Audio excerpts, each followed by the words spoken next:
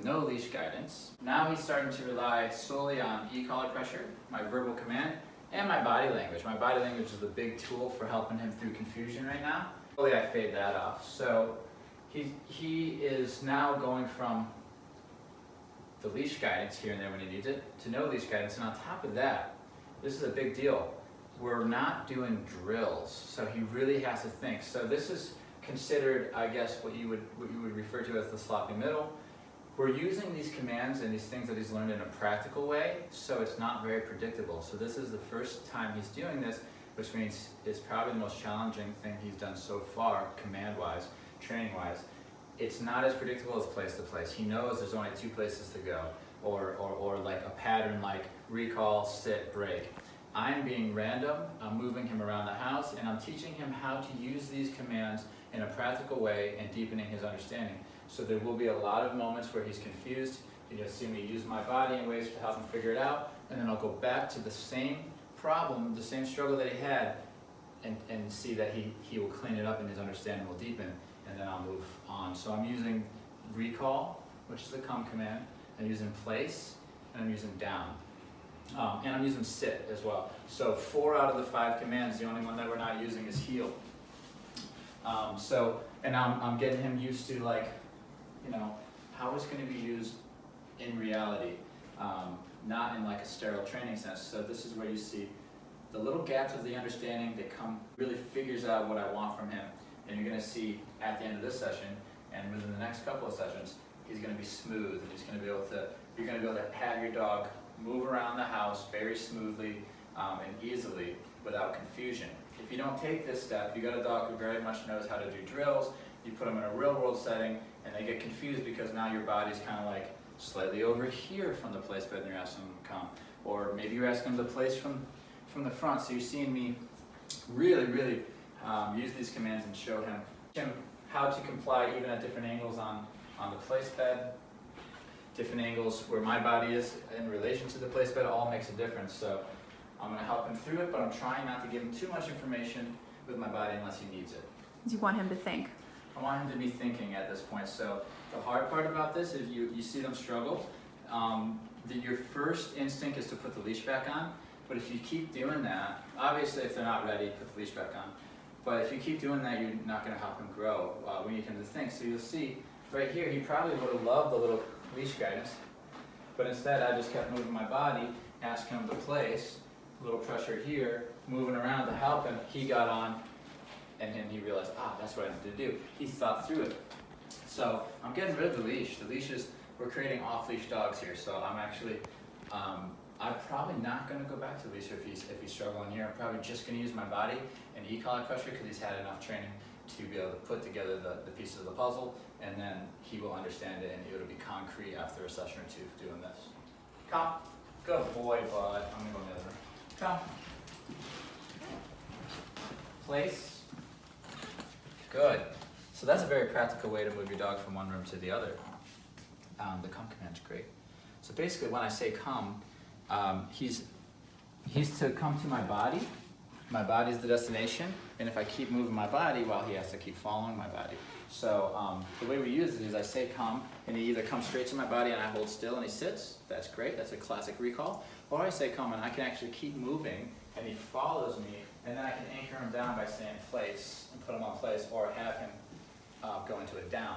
So you can very much move your dog around and they can follow you, which is beautiful. You don't have to go grab a collar or fuss with them or anything. You just say come, and they come right to your body, and if your body's moving, they are too. It's a very beautiful thing. So, let's move him around some more. Henry, come. Come. A little e-collar pressure on that one. Come. Confusion. Come. Good. Helping him through it a little bit by repeating myself. Place. Good boy. Remember, this is his first time doing this. It's a lot. This is not easy. This isn't easy to do. It's basically, we've taught him these commands in drill form, and now we're taking it out of a very predictable pattern, and we're just doing it randomly, so he's really got to think. He's really got to think. Come. Good boy. Good boy. Sit. He's so proud. Good job, bud. Make it a little harder here. Henry, place. Good. So I am using my body a little bit. You can see when I said place, I kind of walk to the place. You know, I'm helping him out, but it's not with the leash. Explain how you balance keeping him successful while also allowing for some mistakes so he can learn. That's a really good question. Generally, my rule of thumb for myself is I start with what they know. So like what he learned a few days ago is what I'll start with. So I'll make it easy in the beginning, and I'll start with something that's familiar, build that confidence up, so basically I go from what's familiar and what's easy, and then I start to add the challenge on throughout the session. So to make it easy for him, I'll start with just ask him to go in place because he knows that, and then I'll do place to place because he knows that, and then maybe I'll have him, you know, recall off from the place bed and go to the place bed that's right in this room, right? If he struggles with that, we work through it. And then I will increase the challenge as we go on. If I find a thing that he's struggling with, like right here, this is odd for him. This, believe it or not, the place bed is usually right here. They're usually parallel to each other, and that is what he's used to. This is the first time that I'm asking him to go to one that's like off to the side. It doesn't seem like much, but for a dog, for dogs that, you know, they learn through they're very visual, that will throw him off a little bit. So he was thrown off a little bit. So I just put a little extra time into that. Let's put a little extra time into it, and then now that it feels easy, now that I'll move on. And in order to make it more difficult, sometimes if this gets really easy for them, I'll just add in distractions like throwing a ball or having another dog running around to really keep challenging them. So it's important to make them feel successful and confident in the commands, as well as continuing to challenge them so that they continue to learn. There's a learning arc. For me, I visual the learning arc, and it's a very steady incline. I don't tend to train like this, where they learn something and then plateau and reinforce it for a while, and then teach, and then reinforce it for a while and keep it on a plateau. I tend to teach something, they learn it, and then we keep going up until the final product, and then I'll keep it there. And when we got the final product, then we go to the proofing stage, and we just add in all sorts of distractions. So for me, when I'm breaking something down for the dog, I will break it down until it's easy, and as soon as it's easy, that same day, that same second, I'll change the criteria just a little bit to keep them growing and moving towards the final product. What happens if you let them hang out on like half finished for a little while, and then you change the criteria? It's not really fair to the dog because they think that's what they're supposed to do. They think that's the end all be all. They think that's the final product.